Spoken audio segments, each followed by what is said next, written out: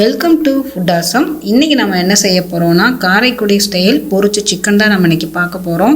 இது ரொம்பவே டேஸ்ட்டாக இருக்கும். பார்க்குறதுக்கு சிக்கன் 65 மாதிரி இருக்கும், ஆனால் ரொம்பவே அருமையாக இருக்கும். வித்தியாசமான சுவையிலே இருக்கும். அது எப்படி செய்கிறதுன்னு இந்த வீடியோவில் பார்க்க போகிறோம். அதுக்கு முன்னாடி எங்கள் சேனலை நீங்கள் மறக்காமல் சப்ஸ்கிரைப் பண்ணுங்கள். பக்கத்துக்கு நோட்டிஃபிகேஷன் பெல்லையும் கிளிக் பண்ணிக்கோங்க. இப்போ நம்ம ஒரு பெரிய பவுலில் நம்ம மஞ்சத்தூள் ஒரு 1/2 டீஸ்பூன் அளவுக்கு சேர்த்துக்கலாம். Kashmiri red chilli powder 1 teaspoon அளவுக்கு சேர்த்துக்கலாம். ஏன்னா இது நல்லா கலர் கொடுக்கும், அதுக்காக நம்ம சேர்த்துக்கிறோம். இது கூடவே நீங்கள் தந்தூரி மசாலா பவுடர் வச்சுருந்தீங்கன்னா அது ஒரு 2 டீஸ்பூன் அளவுக்கு நீங்கள் சேர்த்துக்கோங்க. இது கூடவே நீங்கள் தயிர் ஒரு 2 டேபிள் ஸ்பூன் அளவுக்கு நீங்கள் சேர்த்துக்கோங்க. இதில் தயிர் கெட்டியாக இருந்தால் தான் சிக்கன் நல்லா டேஸ்ட்டாக இருக்கும் உங்களுக்கு. அதனால் 2 டீஸ்பூன் அளவுக்கு நீங்கள் தயிர் சேர்த்துக்கோங்க.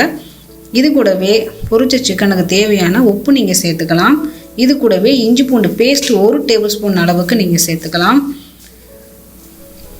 இது கூடவே நீங்கள் கார்ன்ஃப்ளவர் ஒரு 2 டேபிள் ஸ்பூன் அளவுக்கு நீங்கள் சேர்த்துக்கலாம்.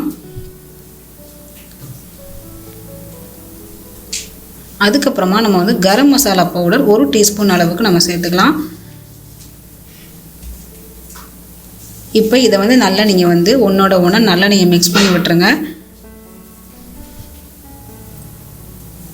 நீங்கள் தண்ணி விடாமல் நல்லா கைகளை போட்டு நல்லா நீங்கள் மிக்ஸ் பண்ணிடுங்க.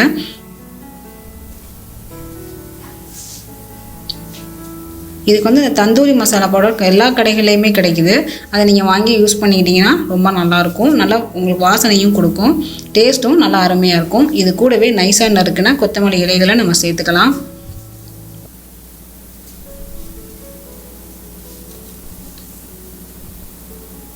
இது கூடவே நீங்கள் லெமன் ஜூஸ் 1 டீஸ்பூன் அளவுக்கு நீங்கள் சேர்த்துக்கலாம். ஒரு சின்ன லெமனாக இருந்தால் பாதி போட்டுக்கோங்க. பெருசாக இருந்துச்சுன்னா புளிஞ்சு விட்டுட்டு ஒரு 2 டீஸ்பூன் அளவுக்கு நீங்கள் சேர்த்துக்கோங்க.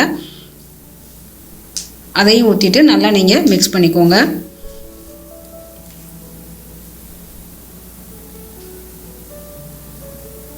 இப்போ நமக்கு மசாலா தயாராகிடுச்சு. இப்போ நான் சிக்கனோட தைஸ் வாங்கியிருக்கேன். இதில் தான் போன் இருக்காது. இது பொரிச்சோன்னா நல்லா டேஸ்ட்டாக இருக்கும். இப்போ நான் ஒரு 250 கிராம் அளவுக்கு இந்த சிக்கனோட தைஸ் நான் வாங்கியிருக்கேன். இதை இந்த மாதிரி நம்ம கட் போட்டுக்கலாம். ஏன்னா அப்போ தான் இந்த மசாலா உள்ளே நல்லா இறங்கும். இந்த தைஸ் நம்ம ஏன் வாங்குகிறோன்னா இந்த தைஸ் சீக்கிரமே வெந்துடும். அதே டைம் நல்லா சாஃப்டாகவும் இருக்கும், ஜூஸியாகவும் இருக்கும். அதனால தான் இந்த தைஸ் நம்ம சேர்த்துக்கிறோம். நீங்கள் பெரிய பீஸாக இருந்தால் கூட நீங்கள் கட் பண்ணி நீங்கள் போட்டுக்கலாம். லெக் பீஸ் ஆர்டர் பண்ணி வாங்கி கூட நீங்கள் சேர்த்துக்கலாம். ரொம்ப நல்லாயிருக்கும். தைஸ் நீங்கள் சேர்த்துக்கிட்டிங்கன்னா அது ஒரு டேஸ்ட்டு தனியாக நல்லா டேஸ்ட்டாக இருக்கும். இப்போ இந்த மசாலா ஒன்றோட ஒன்று நல்லா மிக்ஸ் ஆகிற மாதிரி நல்லா நீங்கள் மிக்ஸ் பண்ணி விட்டுருங்க. கொஞ்சம் கூட நீங்கள் தண்ணி சேர்க்க வேண்டாம்.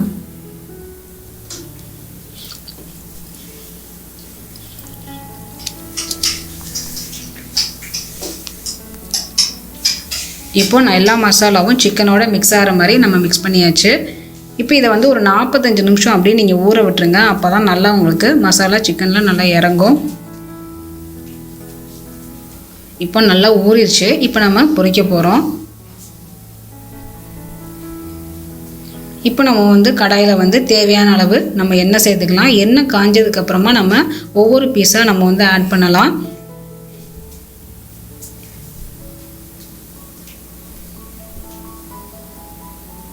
எண்ணெய் விரும்பாதவங்க நீங்கள் ஷாலோ ஃப்ரை கூட பண்ணி சாப்பிடலாம். ஆனால் நீங்கள் இது டீப் ஃப்ரை பண்ணிங்கன்னா அது வேறு லெவல் டேஸ்ட்டாக இருக்கும்.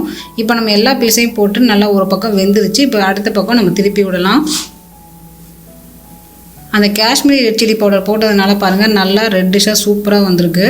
அதில் காரமும் கம்மி தான். இப்போ நமக்கு சூப்பரான சுவையான காரைக்குடி பொரிச்ச சிக்கன் தயாராகிருச்சு. இந்த ரெசிபியை நீங்கள் செஞ்சு பாருங்கள். செஞ்சு பார்த்து எனக்கு கமெண்ட் பண்ணுங்கள். இந்த வீடியோ பிடிச்சிருந்ததுன்னா உங்கள் ஃப்ரெண்ட்ஸுக்கு நீங்கள் ஷேர் பண்ணுங்கள், லைக் பண்ணுங்கள். நன்றி.